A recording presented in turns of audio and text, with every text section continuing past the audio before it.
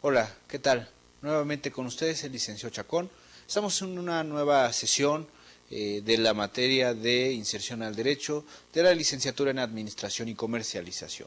Hoy, la sesión número 17, continuaremos viendo las modalidades de los bienes, las formas de adquirir la propiedad de esos bienes y bueno, el día de hoy terminaremos con esta unidad que hemos estado revisando.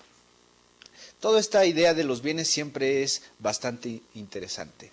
Cuando nosotros tenemos una empresa, cuando nosotros tenemos un negocio o simplemente somos personas físicas que realizamos actos tendientes al comercio, bueno, evidentemente siempre vamos a tener que comercializar bienes, sea cualquier objeto, sean bienes muebles, sean bienes inmuebles. Acuérdense que aquellos bienes muebles son aquellos que se pueden trasladar sin ningún problema, mientras que los bienes inmuebles son aquellos que deben estar permanentemente en un lugar fijo, porque si lo retiramos evidentemente causaríamos un detrimento, perjudicaríamos la estructura. No lo podemos hacer poco a poco, piedra por piedra, porque se desnaturalizaría ese bien. Por lo tanto, dentro de esta idea de los bienes podemos dividirlos en varias formas más. Continuaremos con esta idea de los bienes. Los objetivos ustedes ya los conocen. El objetivo particular es conocer y comprender los diferentes tipos de bienes, el concepto evidentemente de bienes también. El objetivo específico es que al concluir el alumno podrá identificar y aplicar la información obtenida en el curso, evidentemente para distinguir los tipos de bienes, pero sobre todo las implicaciones de esos bienes. Y vamos a lo que nos toca, que es la continuación de la sesión anterior. Tenemos la prescripción o cualquier otra forma de adquirir la propiedad.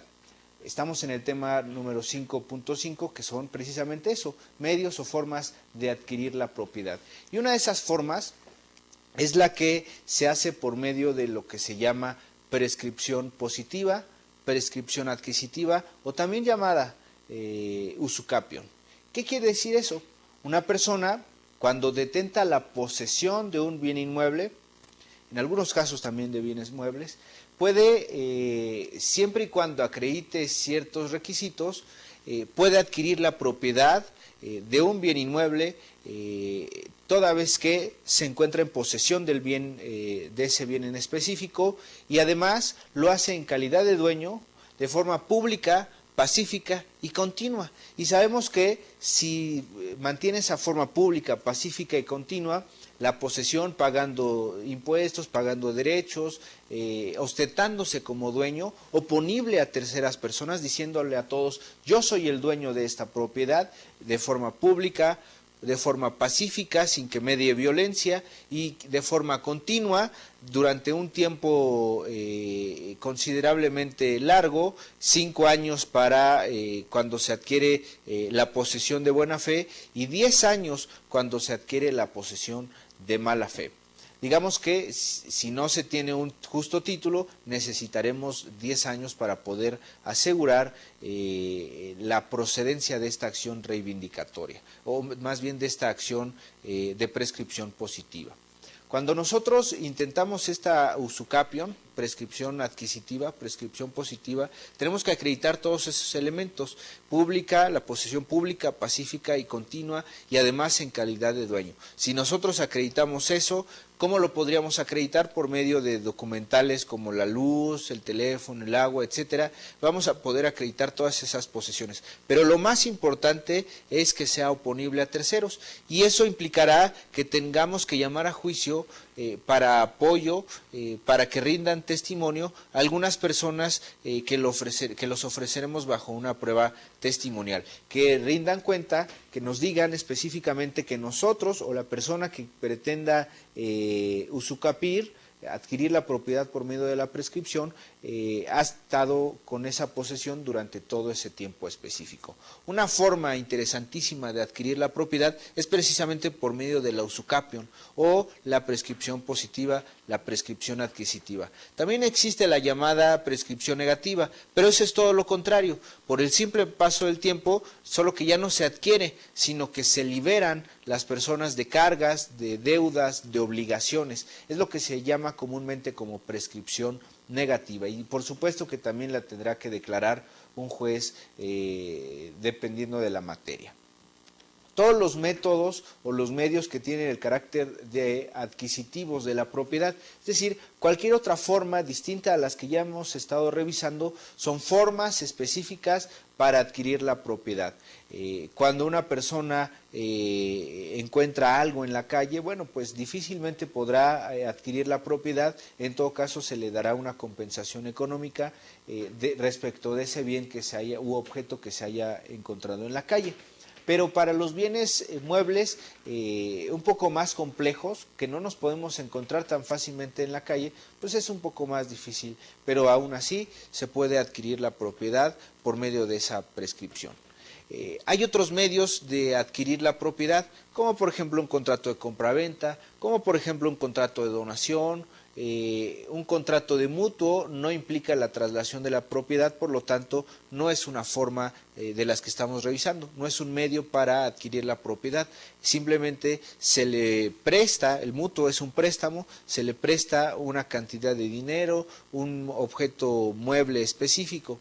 Cuando hablamos de lo mismo, pero tratándose de bienes inmuebles, estamos en el caso de otro contrato que es el comodato, que tampoco transmite la propiedad a favor del comodatario y que sin embargo es solamente el beneficio de vivir, de habitar, de utilizar ese bien inmueble, pero no en calidad de dueño. De hecho, si quisiéramos adquirir la propiedad por medio del usucapión o por medio de la prescripción positiva, que es exactamente lo mismo, tendríamos nosotros que acreditar que no hay ningún contrato al respecto, ningún contrato de posesión, traslativo de posesión. ¿Cómo puede ser eso? Lo que hemos estado comentando. El comodato, que es el préstamo, Juan Pérez le presta su casa a su compadre para efecto de que pueda vivir durante un tiempo específico. En el comodato, por ejemplo, se debe especificar una fecha. La obligación del comodante es otorgarle el uso y disfrute de ese bien inmueble, mientras que el comodatario tendrá el derecho de recibir ese bien inmueble y de conservarlo. Esa es su obligación, conservarlo, y una segunda obligación es la que tiene, es el deber que tiene de devolver al comodante, al propietario de ese inmueble, ese bien en específico. Pero eso no es traslativo de la propiedad, eso en todo caso se transmite la posesión, pero nunca se va a transmitir la titularidad de los derechos reales. Acuérdense que res tiene que ver con cosa, de los derechos reales sobre esa cosa específica. Una de las principales formas, como les he venido comentando, para adquirir la propiedad es por medio de un contrato. Y hay muchos contratos traslativos de propiedad, unos de los cuales ya he estado comentando: la compraventa, algunos le llaman cesión de derechos, que bueno, pues eso específicamente no existe, una donación, pueden ser ejemplos claros de transmitir la propiedad. El contrato. ¿Qué es un contrato? Es un acuerdo de voluntades para crear o transmitir derechos y obligaciones, y yo recomendaría que lo anotáramos. Es el medio legal por medio del cual se celebra un acuerdo de voluntades entre las partes para crear o transmitir derechos y obligaciones. A diferencia del convenio, que es un poco más amplio: crear, transmitir, extinguir derechos y obligaciones. Digamos que el convenio es el género y la especie es el contrato, porque hay muchos tipos de contrato específicos. Y bueno, veamos su lámina. El contrato es el medio más frecuente para adquirir la propiedad. Todas las operaciones por las que se intercambian bienes y satisfactores son contractuales. El contrato es en donde, como les digo, hay un acuerdo de voluntades entre las partes, en este caso específico, para transmitir la propiedad que era de alguien a otra persona que será ahora el nuevo titular de esos derechos o el nuevo titular de ese bien inmueble o de ese bien mueble. El Código Civil regula diversos contratos por los que la propiedad de una cosa se adquiere, sea bien mueble, sea bien inmueble, sea cualquiera de los que hemos estado revisando. Pero es el Código Civil de cada una de las entidades federativas la que nos dice específicamente cuáles son los requisitos de los contratos, cuáles son las ideas que nos refieren y las particularidades y características propias de cada uno de los acuerdos de voluntades, hablando específicamente de los contratos. En el Código Civil del Distrito Federal y su similar en otros estados de la República nos habla de la compraventa. El artículo 2248 y subsecuentes nos habla específicamente de este contrato famosísimo, muy usado, muy común, que refiere que a cambio del pago de una cantidad de dinero, que esa es la contraprestación, se transmite la propiedad de una cosa. Es una compraventa y la compraventa la celebramos casi todos los días de nuestra vida. Por ejemplo, si vamos a comprar unos chicles, si vamos a comprar una pluma, si vamos a adquirir un chocolate, bueno, estamos celebrando un contrato de compraventa, aunque nosotros no digamos nada, una manifestación expresa de la voluntad, como lo adelantamos en clases y sesiones anteriores, por supuesto que es la manifestación de la voluntad bajo signos inequívocos. Nosotros a veces al comprar unos chicles o algo, ni siquiera abrimos la boca para hablar, ni siquiera decimos algo, simplemente tomamos algo de un puesto, de un lugar, de una vitrina y le pagamos a la persona la contraprestación sin decir nada.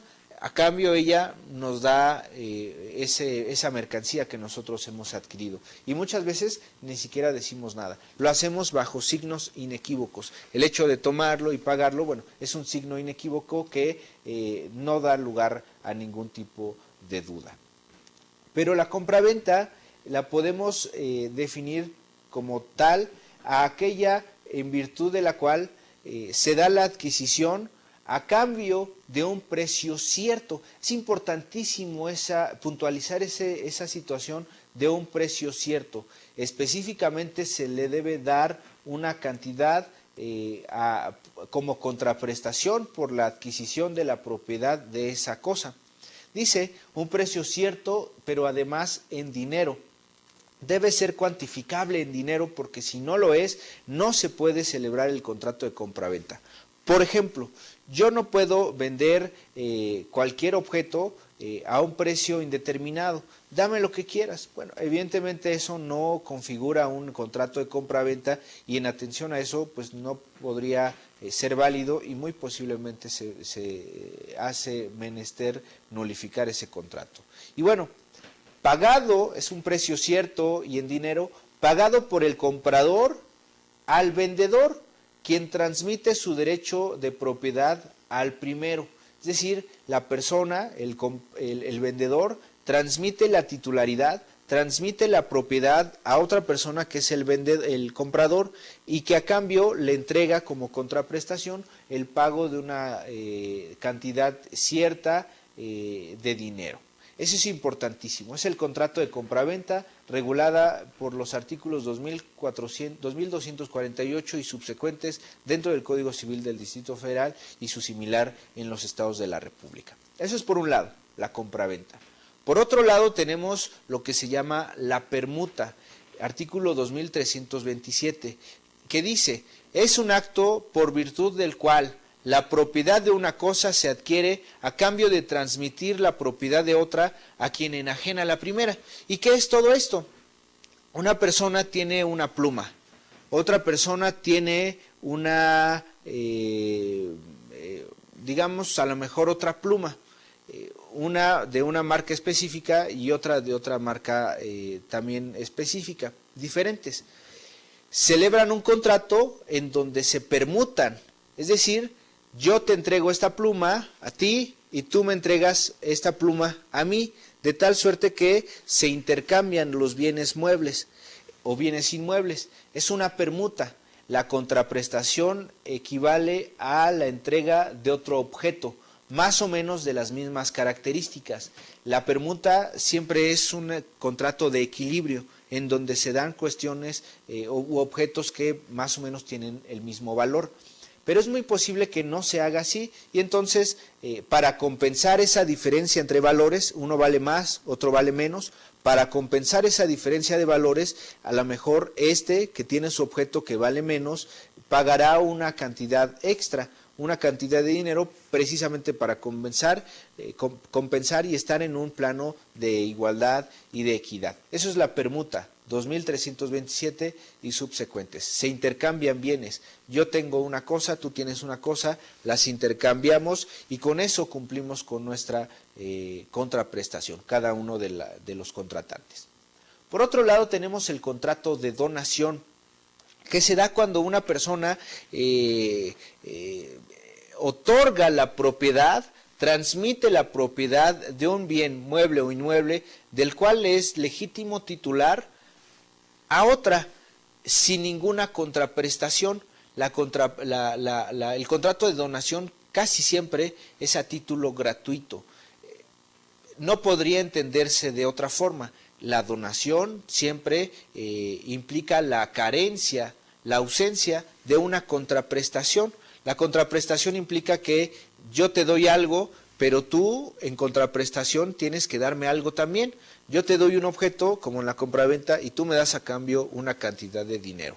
La donación no es así. La donación, de hecho, es todo lo contrario. Cuando nosotros queremos donar un bien en específico, simplemente hacemos la manifestación de que queremos transmitir la titularidad de ese bien mueble o inmueble a otra persona en específico. Evidentemente tenemos que señalar en beneficio de quién hacemos la donación.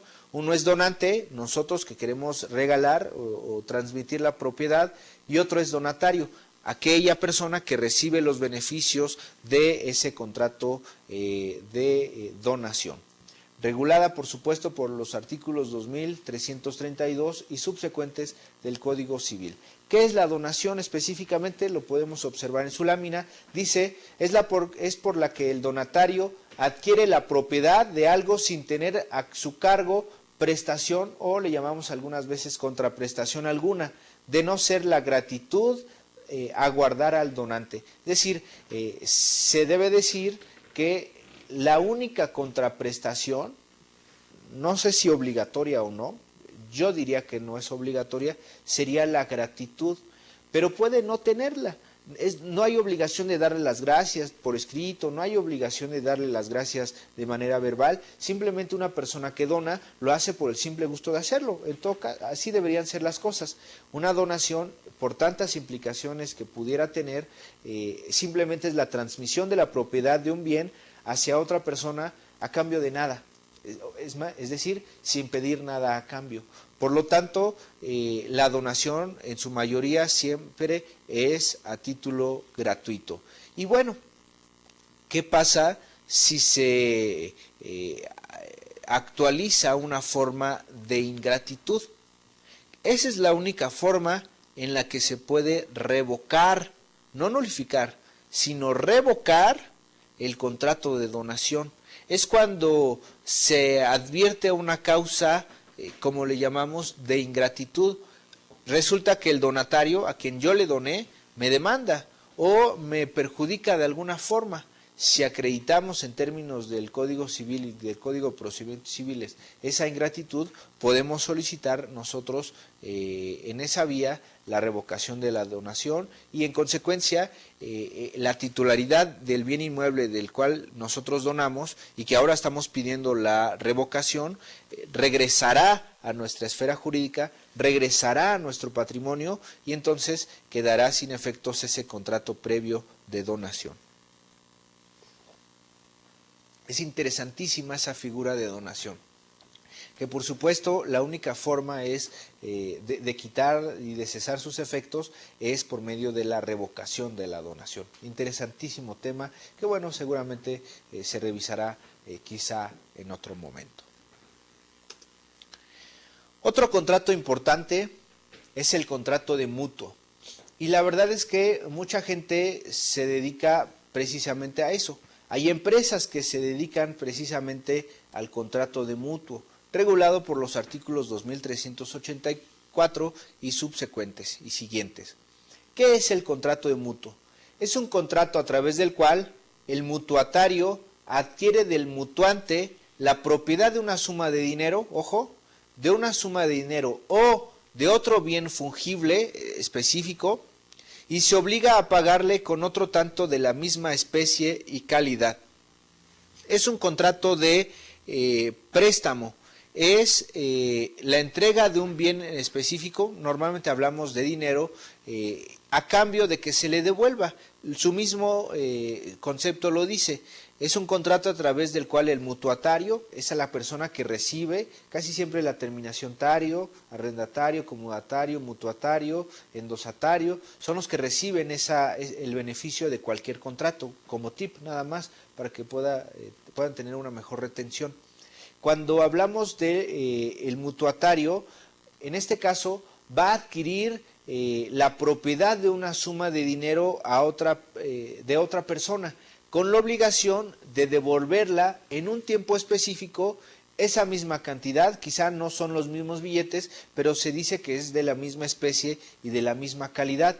Le puede entregar, en lugar de un billete de 1,000 pesos, pues a lo mejor entregarle 2 billetes de 500. A eso se refiere esa idea de la misma especie y de la misma calidad. Se le tienen que entregar de la misma forma. Puede ser un cheque, puede ser en monedas, no importa. Lo que importa es que se le entregue ese dinero específico en un tiempo determinado. Es importantísimo que en el contrato de mutuo se pacte por un tiempo determinado. Hay algo que es muy común, en las empresas nos es muy cercano la idea del mutuo con garantía. Cuando una persona pide prestado dinero a una institución bancaria para pagar su casa, celebra un contrato de mutuo con garantía hipotecaria. Es el contrato quizá más famoso que hay en nuestro país, cuando se pide prestado, pero se deja respaldando el cumplimiento de esa obligación, de ese préstamo, un bien inmueble. Es la garantía. Puede ser una garantía prendaria, puede ser que es un bien inmueble, una garantía hipotecaria que se refiere a un bien inmueble, que dando como respaldo para el cumplimiento de esa obligación, los bancos lo hacen muy a menudo, prestan dinero para cualquier cosa y a cambio piden una garantía. Normalmente es un bien mueble, normalmente es un bien inmueble, en algunos casos es un bien mueble. Pero ese es el contrato de mutuo, artículo 2384 y subsecuentes.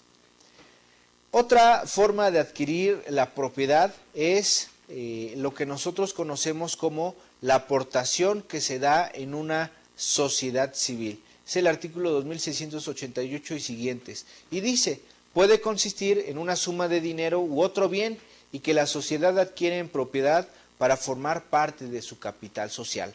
Cuando hablamos específicamente de lo que se llama equivocadamente personas morales, que ya hemos estado comentando que son personas jurídicas colectivas, su nombre correcto en todo caso sería ese, una persona jurídica colectiva. ¿Por qué? Porque se compone por diversas personas físicas que ceden su propia individualidad para crear otro ente jurídico que es la persona moral o la persona jurídica colectiva, con un nombre propio, patrimonio propio, diferentes al patrimonio y al nombre de los que la constituyeron. Pero en ese sentido, la aportación que hace cada uno de los socios, por ejemplo en una sociedad anónima o en una sociedad civil, forma parte del patrimonio total de esa empresa, de esa persona jurídica colectiva. Pero bueno, una forma de adquirir la propiedad es esa aportación que otorgan las personas físicas que conforman una persona moral, una persona jurídica colectiva en favor de la misma sociedad. Y en ese sentido también es importante tomar en cuenta esta forma de adquirir la propiedad. Por otro lado, algo que ha entrado un poco en desuso, que es la hace muchos años muy famosa renta vitalicia. Yo no sé si todavía existan, es muy posible que todavía existan lugares con renta vitalicia. Hoy en día ya no es muy común, ya no es muy dado a menudo que se cobre la misma renta a perpetuidad.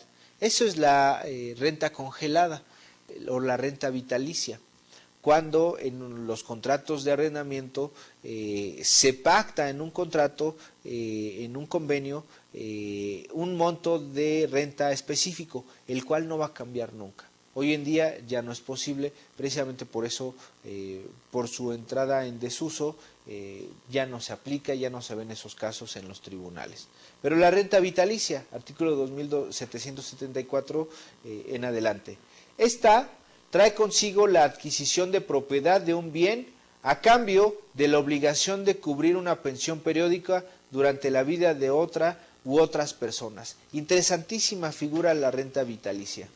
La adquisición de una propiedad, de un bien, de la propiedad de un bien a cambio de una renta vitalicia. Es decir, yo transmito la titularidad de un bien en específico, normalmente es un bien inmueble, a otra persona, pero a cambio esa otra persona tiene la obligación de darme a mí, que le estoy transmitiendo la propiedad de ese bien, una renta vitalicia.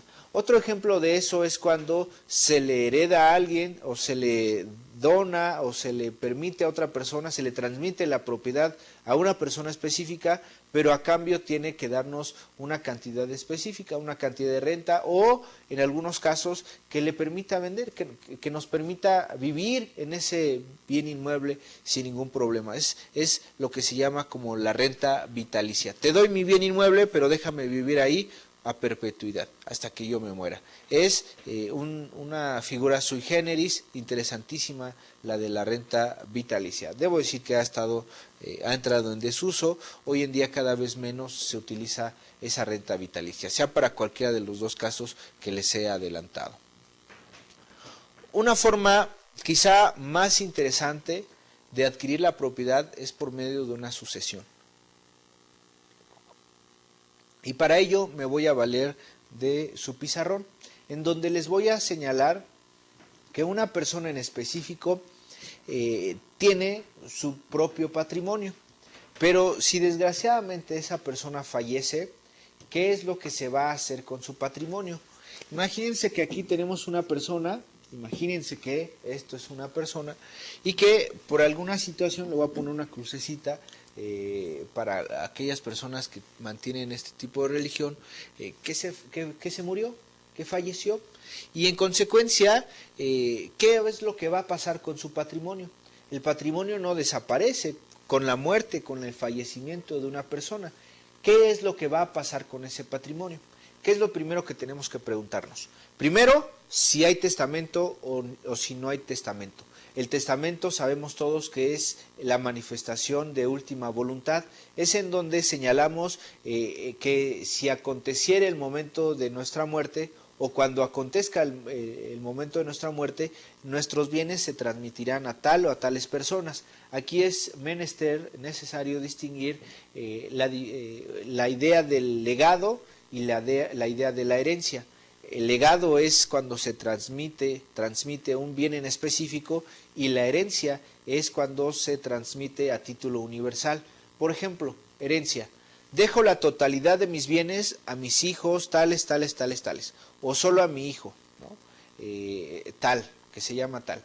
Eso es un legado. Esa es una herencia.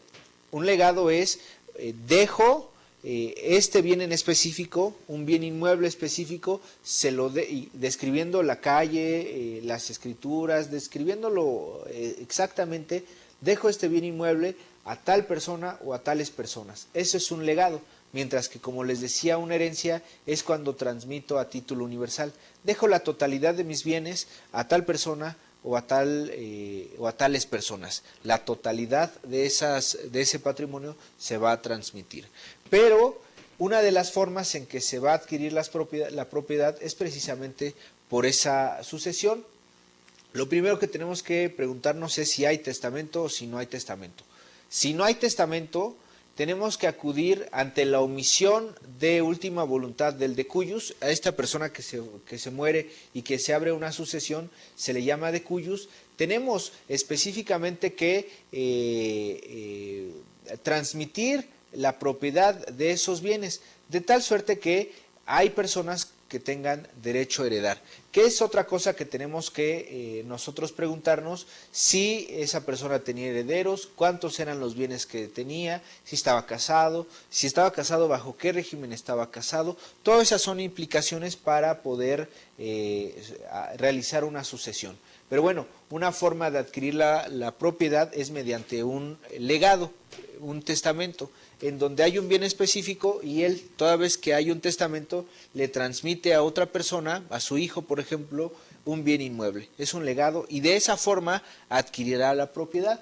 Si esta persona se casó con alguna otra y de entre ellas procrearon a 3 hijos, y esta persona fallece intestado, es decir, no dejó un testamento, bueno, se le tendrá que transmitir el patrimonio de esta persona a todos los demás, a los hijos. De hecho, la esposa adquiere como si fuera un hijo, si es que está casada, si es que están casados, y adquieren en la misma proporción que un hijo. Es decir, todo el patrimonio que le corresponde a él le tendrá que transmitirse a estos cuatro personas, sus 3 hijos y su esposa, que hereda como un hijo adicional. Pero bueno, todo esto se transmite cuando no hay testamento y bueno, se tiene que suceder. ¿Qué pasa con las deudas? Bueno, por supuesto que las deudas se van a transmitir también, solo que solamente responderán hasta el monto, hasta la cantidad en la que se vieron beneficiados. Si le tocó 50,000 pesos y hay que pagar 100,000 pesos por cada uno, solamente responderá, como todos los demás, por 50,000 pesos, no más de lo que se beneficiaron. Y bueno, decir por lo que hace a las sucesiones, como adelanta, como menciona su lámina, lo siguiente: las sucesiones son el segundo medio de adquirir la propiedad y tiene lugar por la transmisión de bienes como consecuencia de la muerte, del fallecimiento de una persona. Por supuesto, opera a favor de las personas que son llamadas a heredarle, sea en virtud de un testamento, disposición de última voluntad, o mediante un juicio sucesorio intestamentario que ante la omisión de última voluntad, al no haber dejado testamento, se va a las reglas que la misma ley nos otorga para poder suceder. Es decir, la ley nos dice quiénes son las personas que tienen derecho a heredar. Normalmente decimos que los parientes más próximos excluyen a los parientes más lejanos. Pero entonces dice, opera a favor de las personas que son llamadas a heredarle. Se trata de una sucesión mortis causa, es decir, por causa de muerte. Se adquiere la propiedad. Todos aquellos herederos, todos aquellos legatarios adquieren la propiedad mortis causa, en realidad porque por causa de muerte. Y bueno, para ello debemos considerar algo que ya hemos comentado: la sucesión legítima o intestamentaria o la sucesión testamentaria. ¿Cuándo se da la sucesión testamentaria? Se da cuando el autor de la sucesión otorga un testamento en algunas de las formas reguladas por el Código Civil: testamento público abierto, testamento público cerrado, testamento hológrafo, testamento privado, testamento marítimo, testamento militar. Por supuesto que cualquiera de ellos será perfectamente válido. Yo recomiendo acudir con un notario. En algunas entidades de la República hay jornadas notariales en donde los notarios disminuyen sus honorarios, se dan condonaciones de impuestos y resulta muy barato hacer un testamento. Todos debemos hacer testamento, no importa que no tengamos bienes. Podemos hacerlo para los bienes presentes, pero también para los bienes futuros.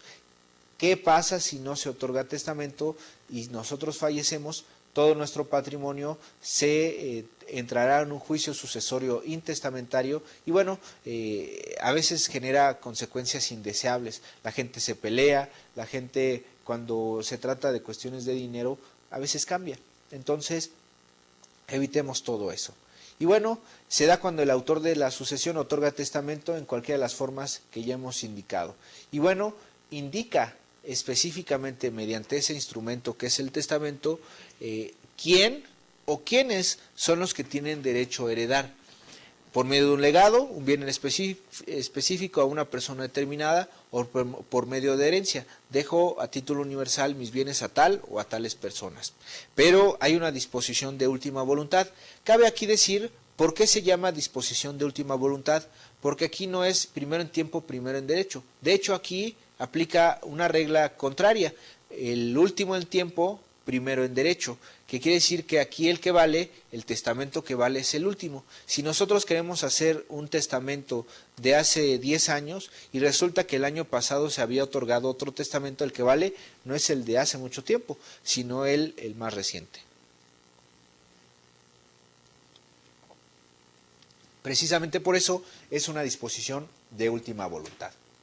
Pero bueno, otra forma de adquirir la propiedad es por medio de la sucesión intestamentaria, que ya lo hemos comentado, que ante la omisión de cuius, del autor de la sucesión, de manifestar a quién se le van a dejar sus bienes, aplicamos las reglas que nos da el mismo código, que nos da la ley, que son aquellos parientes, aquellas personas que acrediten el entroncamiento y que en consecuencia comprueben que tienen todo el derecho de heredar. Los parientes más próximos excluyen, como les digo, a los más lejanos. Normalmente son los hijos, si los hay, los que tienen derecho a heredar. El gran problema es si no hay hijos. Bueno, pues a lo mejor los nietos, si los hay, los ascendientes, los colaterales, o los hermanos, etcétera. Y bueno, también se le conoce, como bien dice su lámina, como una sucesión legítima. Tiene lugar ante la omisión, como les digo, del autor de haber otorgado un testamento y como consecuencia trae aparejado que se apliquen las disposiciones contenidas en el Código Civil. Es decir, se suple la voluntad. ¿Con qué se suple? Pues con las disposiciones en la materia que se contienen en el Código Civil. Como número 3 tenemos la prescripción, que es un tema que ya he venido comentando, que ya he venido adelantando. La ley contempla y regula la posibilidad, los invito a que revisemos su lámina, la posibilidad de que por el mero transcurso del tiempo traiga consigo modificaciones en el patrimonio de una persona, concretamente la adquisición de un derecho o bien la liberación de una obligación. Por eso tenemos dos formas de prescripción, la prescripción adquisitiva, donde adquirimos, o la prescripción positiva, adquirimos, o la prescripción negativa, en donde nos liberamos de deudas, de cargas, de obligaciones anteriormente contraídas. Esta figura es interesantísima. La prescripción, tanto la positiva como la negativa, nos da las formas en las que principalmente una persona puede adquirir la propiedad, la titularidad de un bien en específico, y por otro lado la negativa, las formas en que se puede liberar de esa carga, de esa obligación. Ejemplos interesantísimos. Pero tenemos la adjudicación. ¿Qué es una adjudicación? Es una forma importantísima de adquirir la propiedad. Es cuando, por el acto jurídico correspondiente a los bienes de una herencia, se asignan en propiedad a los herederos, ya sean divididos o separados o en partes alícuotas, partes proporcionales. Un bien inmueble no se puede partir, no se puede dividir, no se puede poner una línea para dividir, de aquí para acá te toca a Juan, de aquí para acá le toca a María, no se puede hacer eso con un bien inmueble. Por lo tanto, cada uno tiene una parte proporcional, le llamamos parte alícuota. Y bueno, tiene también lugar cuando la autoridad conocedora de un procedimiento contencioso patrimonial transmite al acreedor en pago de su crédito o a un tercero que ha cubierto su precio. Es decir, entramos a un juicio en donde una persona le reclama a otra el pago de una cantidad de dinero o el pago de una contraprestación. Al final de cuentas, esa persona, la que es requerida, no paga, no cumple. Y en consecuencia, toda vez que se tiene una garantía, toda vez que se embargó, se secuestró o es una garantía hipotecaria, que queda en respaldo del cumplimiento de la obligación un bien mueble o un bien inmueble, en virtud de eso el juez manda remate el bien inmueble, pero en algunos casos no lo remata. El bien inmueble, cuando se remata, se saca a subasta y lo compran otras personas. Pero normalmente cuando la deuda sobrepasa el valor del inmueble, pedimos que se nos adjudique, porque cuando se va a subasta, el valor del inmueble se tiene que bajar, por lo menos un 20%, y cada vez que se someta a subasta, se llaman almonedas, se tendrá que bajar el precio para que se venda más fácilmente. Pero si sobrepasa el valor de lo que se debe a el valor del inmueble, podemos pedir sin problema la adjudicación. ¿Qué es la adjudicación? El bien inmueble que antes era del deudor, ahora le va a corresponder al acreedor, de tal suerte que se va a transmitir la propiedad de un bien específico, de un bien inmueble, del que era deudor, ahora al que era acreedor, y que ahora se considerará como el nuevo titular de ese bien. Y bueno, ocupación. Tenemos la ocupación. Es el medio por el cual se adquiere la propiedad por la aprehensión de una cosa con el propósito de apropiársele y en el supuesto de que aquella no tiene duelo o se ignora de quién es, a quién pertenece. Es la ocupación, es cuando se adquiere la posesión de una cosa. Esto es una figura bastante complicada en nuestro sistema jurídico, normalmente no es muy admitido. Por otro lado tenemos la accesión. No sé si alguna vez hayamos escuchado hablar de la accesión. Tiene una cierta relación con aquella frase que ya he comentado, que lo accesorio sigue la suerte de lo principal. Lo principal, por ejemplo, un terreno, lo es como tal. Lo accesorio será lo que se encuentra dentro de ese bien principal. Vamos a ver. Es el medio de adquirir la propiedad de una cosa accesoria por el propietario de otra principal, a la que la primera se le une e incorpora de una forma natural o de una forma artificial. Artificial, se le construye algo encima de ese terreno. De una forma natural, pues a lo mejor pasa por ahí algún tipo de río, algún tipo de parcela específico, algún árbol, etcétera, se hace de manera natural. Eso de los ríos es bastante cuestionable, como lo vamos a ver en un momento. Accesión. Veamos su lámina. Es el medio de adquirir la propiedad de una cosa accesoria por el propietario de otra principal. Hasta ahí vamos perfectamente bien. La accesión, como medio para adquirir la propiedad, se finca en los dos principios fundamentales que les comentaré en un momento. El primero, como les digo, lo accesorio sigue la suerte de lo principal. Segundo, nadie puede enriquecerse sin causa a costa de otro. Yo no puedo enriquecerme en detrimento de otra persona, porque seguramente me demandará el pago de daños y perjuicios. Por otro lado, tenemos una clasificación de la accesión. 1. Accesión natural respecto de inmuebles. En este caso encontramos el aluvión, una figura bastante curiosa. Este fenómeno consiste en el acrecentamiento paulatino de un predio ribereño, una ribera, a consecuencia del depósito insensible y constante de materiales residuales desprendidos de otros predios y arrastrados por la corriente. Se los lleva el río. Son bienes específicos, son materiales residuales que se desprenden de otro lado y como consecuencia de ese río, de esa agua, llegan a un lugar determinado, el aluvión.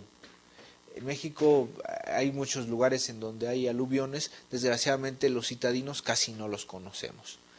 Abulsión es otro término también interesante que a veces decimos, pues ¿eso qué significa? Tiene lugar cuando la corriente de un río arranca una porción considerable y por ende reconocible de un predio y la deposita en otro. Abulsión, una fuerza de la naturaleza arranca un pedazo de terreno de un lugar y lo deposita en otro. el propietario del predio donde se asienta la porción arrancada de otro se convierte en su propietario. Es decir, llegó solito, llegó esa parte del terreno, por alguna situación del destino, llegó a mi predio. Si se incorpora, será el nuevo propietario. Toda vez que yo no tuve nada que ver, fue una cuestión más bien de la naturaleza. Formación de isla. Es también una forma de adquirir la propiedad.